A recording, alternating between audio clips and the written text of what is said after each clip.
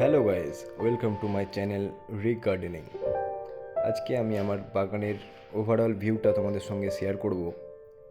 আমার এই বাগানে যত রকমের গাছ রয়েছে সব গাছ তোমাদেরকে দেখানোর চেষ্টা করব এক এক করে। ডিটেলসে আমি যাব না, কারণ এত পরিমাণে ছাদে রোদ রয়েছে, গাছের সামনে বেশিক্ষণ আমি দাঁড়াতে পারবো না। তাই উপর আমি প্রত্যেকটা গাছকে দেখানোর চেষ্টা করব। তোমরা দেখতে পাচ্ছ এখানে আমার সেই ডালিম গাছটি রয়েছে। এই ডালিম গাছটিতে ফলন আমি ভেবেছিলাম এই বছর হবে না, কিন্তু হয়েছে ভগবানের ইচ্ছেই। ঠিক আছে, এখানে একটি লেবু গাছ রয়েছে।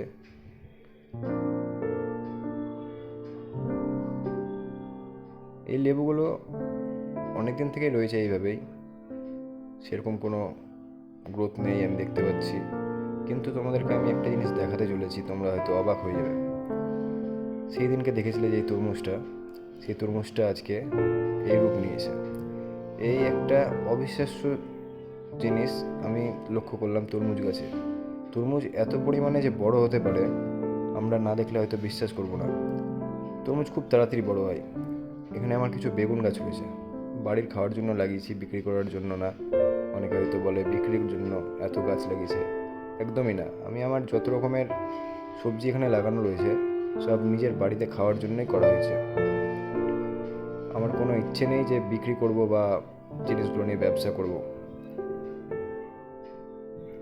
এখানে একটা পেয়ারা গাছ রয়েছে, তার আগে এখানে একটা বেগুন হয়েছে, বেগুনটা দেখে নাও তোমরা। এই পেয়ারা গাছটিতে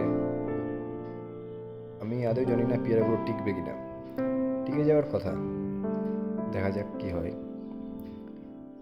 এখানে কুল গাছগুলোতে কুলে ভর্তি, গাছ কুলে ভর্তি, পুরোপুরিভাবে গাছ কুলে ভর্তি রয়েছে। প্রত্যেকটা কুল গাছে ফুলে ফলে ভর্তি। আমার এত সুন্দর লাগলো আমার কুল গাছকে দেখে, কারণ কুল গাছকে এত অল্প পরিচর্যা করার পরেও কুল গাছ এত পরিমাণে ফলন দিচ্ছে, আমি দেখে সত্যি মুগ্ধ। এই গাছটিতে প্রচুর পরিমাণে ফুল এসছে, প্রচুর পরিমাণে।